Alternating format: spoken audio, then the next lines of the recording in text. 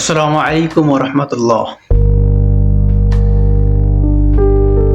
আরব দেশের সরকারদেরকে বাজে ছবি বানানোর পোস্টের কারণে 7-8 জন বাঙালি গ্রেফতার। আচ্ছা ভাই বলেন, যুদ্ধ বাজছে ইরান, আমেরিকা ও ইসরায়েলের সাথে। ইরান আমেরিকাকে মিসাইল মারতেছে, আমেরিকা ইরানকে মিসাইল মারতেছে, ইরান মিসাইল মারতেছে আমেরিকান ঘাঁটিগুলাতে। সৌদির আমেরিকান ঘাঁটি আছে, সেই ঘাঁটিতে মারছে, কাতারে মারছে, বাহরাইনে মারছে, দুবাই মারছে। আমাদের বাঙালিদের খায় কাজ নাই, তারা কাতার, কুয়েত, বাহরাইন, ওমান, সৌদি এদের সরকারদেরকে বাজে বাজে সরকারের ছবি নিয়ে আজে বাজে উল্টো পাল্টা ভিডিও বানিয়ে পোস্ট করছে ফেসবুকে।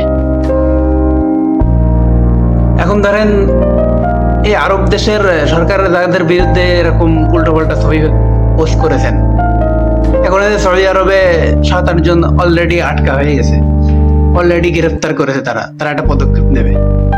এখন বুঝি এই বাঙালিদের এদের উপরে ক্ষিপ্ত হয়ে সৌদি সরকার যদি এরকম একটা ডিসিশন নিয়ে নেয় যে এই জাতিকে আমার দেশে রাখবো না, এই জাতি আমাদের বিরুদ্ধে কথা বলে, আমাদের উল্টো পাল্টা কাজ করে, এরা সৌদি আরবের নিয়ম ভঙ্গ করে, তাতে বাঙালিদের অনেক কমপ্লেন কিন্তু সৌদি আরবে।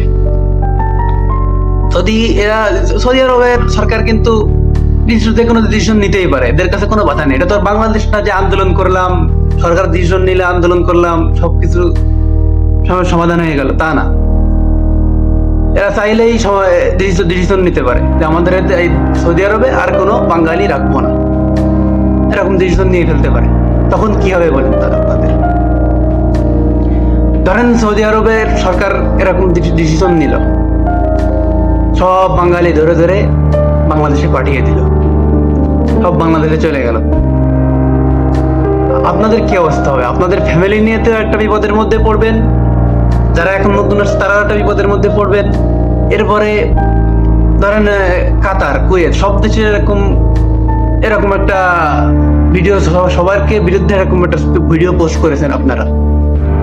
ধরেন এখন তো সৌদি আরবে ধরেন ছড়াছড়ি হয়ে গেছে। আমি কালকে এক সৌদির সাথে কথা বলছিলাম, সে আমাকে এরকম বললো যে দেখ, তোদের বাঙালি যুদ্ধ হয়েছে ইরান আর আমেরিকা আর ইসরায়েলের সাথে, কাফেরদের সাথে, ইরানের সাথে, সৌদি কোনো কথা বলছে না, ঠিক আছে, কিন্তু তোদের কি দরকার? তোরা তাদের ছবি উল্টো পাল্টা ভিডিও করে ফেসবুকে পোস্ট করা। তোরা সৌদি আরবে কাজ করিস, সৌদি আরবে থাকিস, আগের টাকায় নিশ্চিত, আবার তাদেরকে কেন উল্টো পাল্টা ভিডিও পোস্ট দিতে হবে? সে বলছে দেখ, এখন তো যদি এরকম ডিসিশন নেয় সৌদি আরবের সরকার, কিংবা দেখ এখন সরকারি পর্যায়ে যেহেতু সরকারি পর্যায়ে চলে গেছে, সে এরা উল্টো পাল্টা ভিডিও পোস্ট করেছে, এদেরকে গ্রেফতার করা হয়েছে, এখন সরকারি পর্যায়ে চলে গেছে, এখন জানাজানি হবে এখানে। এখন ধরেন কাতার, কুয়েত, বাহরাইন, ওমান, দুবাই সবাই জানাজানি হয়ে গেল যে এরকম একটা বাঙালি। সৌদি আরব যদি এরকম ডিসিশন নেয় যে বাঙালি সবাইকে দেশে পাঠিয়ে দেবে, যে এই জাতিকে আমি আমার দেশে রাখবো না, তখন সৌদি আরবে এই ডিসিশন নিল, তখন সব তো পুরো বিশ্ব জানাজানি হয়ে যাবে, আরব দেশ সব জানাজানি হয়ে যাবে। তখন কাতার বললো যে ওরা ওদের বিরুদ্ধে বানিয়েছে যে বাঙালিরা, তাদেরকে সবাইকে দেশে পাঠিয়ে দিচ্ছে, আমার দেশে আমি এই জাতি রাখবো না। ধরেন কাতার, কুয়েত, বাহরাইন, ওমান, দুবাই সবাই এরকম বাঙালি ধরে দেশে পাঠিয়ে দিল। তখন বোঝেন কত প্রবাসী দুবাই আছে, কাতারে আছে, কুয়েতে আছে, বাহরাইনে আছে, ওমানে আছে, সব দেশের এই লোকজনদের যদি বাংলাদেশে পাঠিয়ে দেয়, বাংলাদেশের রাষ্ট্রীয় অর্থ কত সংকটে পড়বে বুঝতে পারছেন? এরপরে আপনাদের ফ্যামিলি নিয়ে একটা বিপদে পড়বেন, এটা তো কোনো বিষয় না। আপনারা কোনো কাজ করুন, কত কাজের সংকট হবে তখন। তাই বলি ভাই, ওরা যুদ্ধ করুক, ওদের বিরুদ্ধে বানান। আপনি আমেরিকার বিরুদ্ধে বানান, আমেরিকা নিয়ে উল্টো পাল্টা ভিডিও করেন, সমস্যা নেই। আপনি সৌদি আরবে আছেন, সৌদি আরবে বসে থেকে সৌদি আরবের সরকারের বিরুদ্ধে যদি ভিডিও করেন, এটা যদি তাদের সামনে যায়, তাহলে তারা তো বসে থাকবে না, তারা তো একটা পদক্ষেপ নেবে। তারা যতই খারাপ হোক, যতই খারাপ কাজ করুক, আপনি তাদের বিরুদ্ধে কিছু করেন, তারা কিন্তু পদক্ষেপ নেবে। এটা সৌদির নিয়ম। তাই বলি ভাই, আপনি সৌদি আরবে আসছেন কাজ করতে, কাজ করেন। আপনার যতটুকু সুযোগ সুবিধা, আপনি আপনার মতন কাজ করে আপনি আবার দেশে চলে যাবেন।